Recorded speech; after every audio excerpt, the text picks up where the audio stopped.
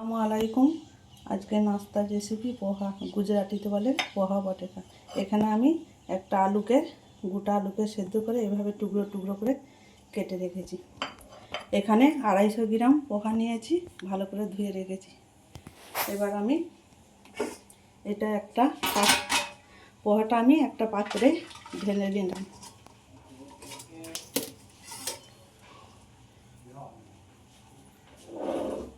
এবার পোহার মধ্যে আমি কিছু মশলা অ্যাড করব। 1 চামচ ধনে গুঁড়ো, 1 চামচ লঙ্কার গুঁড়ো, 1 চামচ একটু কম হলদি গুঁড়ো, আর 1/2 চামচ জিরে গুঁড়ো দিয়ে দিলাম। এবার স্বাদ অনুযায়ী নুন দিয়ে দিলাম। এটাকে আমি ভালো করে পোহাটা মিশিয়ে নেব মশলাটা। এখানে আলুটার মধ্যে আমি একটুখানি ধনে গুঁড়ো আর সামান্য পরিমাণ নুন দিয়ে দিলাম। এবার এখানে আমি কিছু গোটা মশলা নিয়েছি। কারি পাতা, আদা, কাঁচা লঙ্কা, ধনে পাতা, শুকনো লঙ্কা, হিং, গোটা সর্ষে, বিট নুন, বাদাম, একটা বেদানা আমি এভাবে ছাড়িয়ে নিয়েছি, 1 চামচ চিনি পানিতে ভিজিয়ে রেখেছি, আর একটা লেবু আর তেল।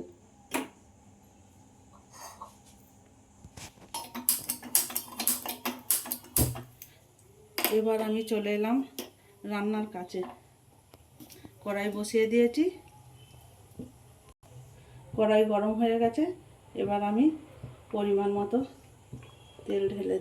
তেল ঢেলে দিচ্ছি।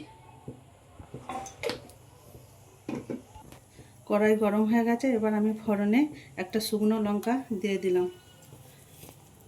কারি পাতা দিয়ে দিলাম, গোটা সর্ষে দিয়ে দিলাম, আদার টুকরোগুলো দিয়ে দিলাম, কাঁচা লঙ্কা দিয়ে দিলাম, একটুখানি হিং দিয়ে দিলাম। এবার আমি মশলাটাকে ভালো করে ভেজে নেব।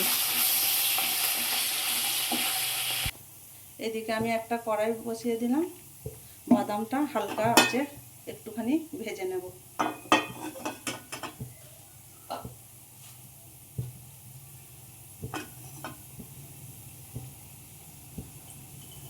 কড়াই গরম হয়ে গেছে, আমি বাদামগুলো দিয়ে দিলাম।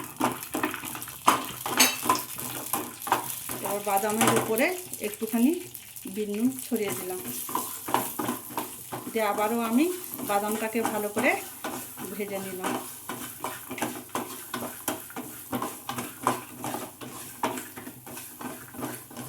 হালকা একটুখানি বাদামটা ভেজে নেব। এবার গ্যাসটা বন্ধ করে দিলাম, বাদাম ভাজা হয়ে গেছে। এদিকে বাগারও গরম হয়ে গেছে। এবার আমি পোহাটা এখানে দিয়ে দিলাম। পোহাটা দিয়ে আমি ভালো করে নাড়াচাড়া করে নেব 3-4 মিনিটের মতো।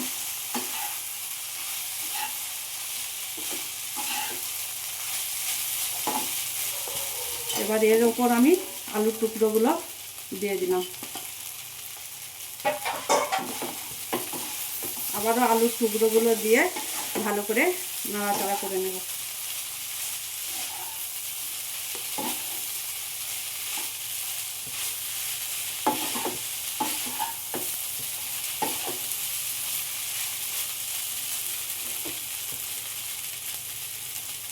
তিন 4 মিনিটের মতো ভালো করে আমি পোহাটা নাড়াচাড়া করে নিয়েছি।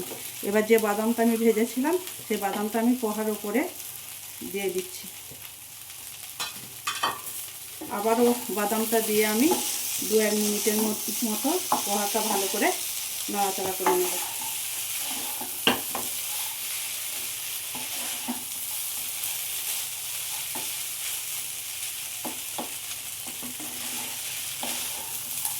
নুনটা আপনারা আপনাদের স্বাদ অনুযায়ী দেবেন। পোহাটা 2-3 মিনিট নাড়াচাড়া হয়ে গেছে।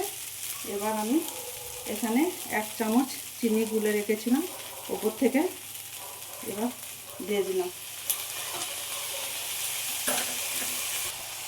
আবারও একটা লেবুর রস আমি উপর দিয়ে এরকমভাবে ছড়িয়ে দিলাম।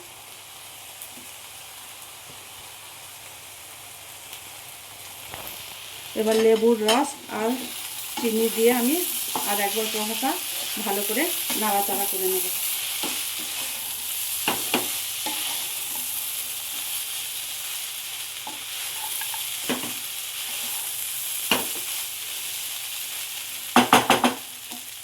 ভালো করে নাড়াচাড়া হয়ে গেছে।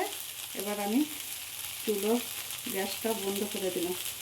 ওপর থেকে এবার আমি বেদানাটা ছড়িয়ে দেবো এইভাবে। আর একটুখানি ধনে পাতা কুচিয়ে রেখেছিলাম, এটা উপর থেকে দিয়ে দিলাম। আমার পোহা বটেকা তৈরি হয়ে গেছে। আপনাদের পোহার রেসিপি ভালো লাগলে লাইক, সাবস্ক্রাইব, কমেন্ট করে আমাদের সাথে থাকবেন।